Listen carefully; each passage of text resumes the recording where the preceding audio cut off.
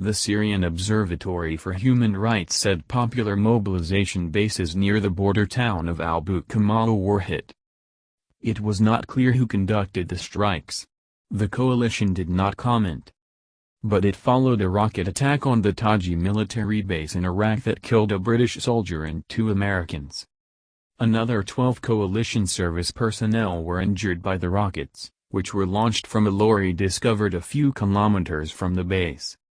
UK Prime Minister Boris Johnson described the killings as deplorable, while US Secretary of State Mike Pompeo said they would not be tolerated, and that those responsible must be held accountable. No one claimed they launched the rockets, but the US has accused Iran-backed militias of 13 similar attacks on Iraqi bases hosting coalition forces in the past year.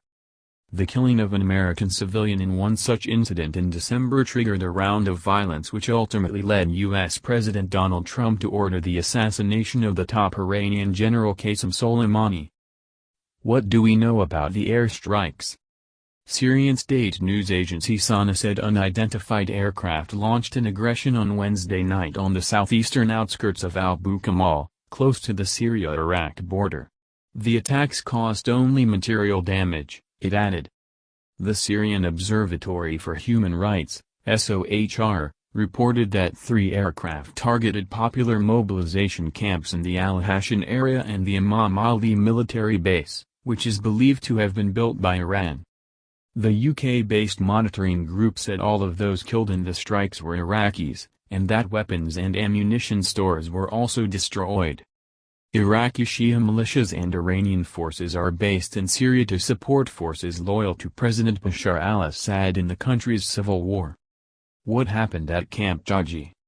The Iraqi military base, which is about 15 kilometers, 9 miles, north of the capital Baghdad, hosts foreign troops from the US-led global coalition against the jihadist group Islamic State, IS.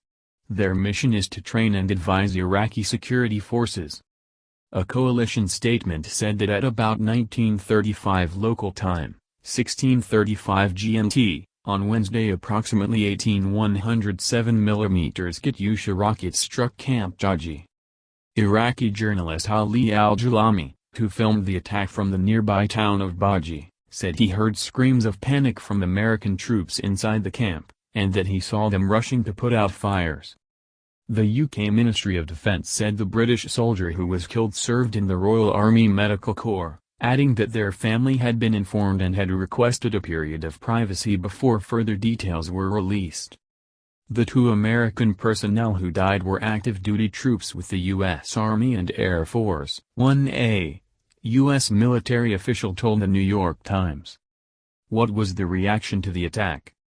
There was no immediate comment from President Trump.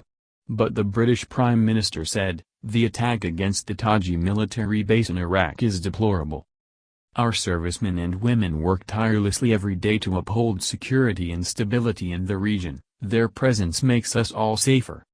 Iraqi President Barham Saleh condemned what he called a terrorist attack that had targeted Iraq's security and its security.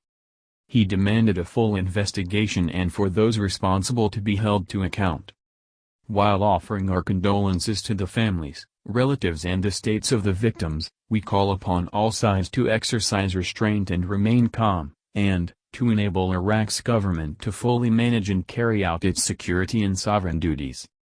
In response, UK Foreign Secretary Dominic Raab said, I welcome the Iraqi president's call for an immediate investigation to hold perpetrators to account, but we must see action. Why is Iraq drawn into the US-Iran confrontation?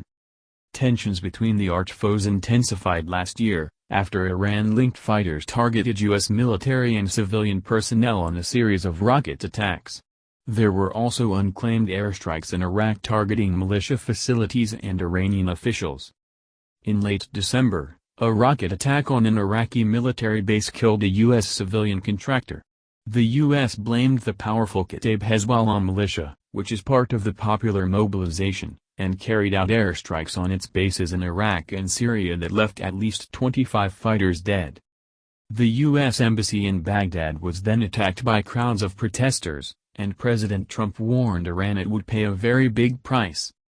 On 3 January, Mr. Trump authorized a drone strike near Baghdad airport that killed Qasem Soleimani, commander of the Islamic Revolution Guard Corps Quds Force and architect of Iranian policy in the Middle East, as well as Kataib Hezbollah leader Abu Mahdi al-Mohandes. 5 days later, Iran launched ballistic missiles at Iraqi bases hosting U.S. forces.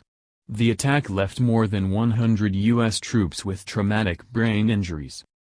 Iran's supreme leader, Ayatollah Ali Khamenei, said the missile attack was a slap in the face for the U.S. and vowed to end the American presence in the region. There are about 5,000 U.S. personnel and hundreds more from other countries in Iraq. They are deployed at the request of the government, but the parliament passed a bill following Soleimani's killing demanding the invitation be rescinded.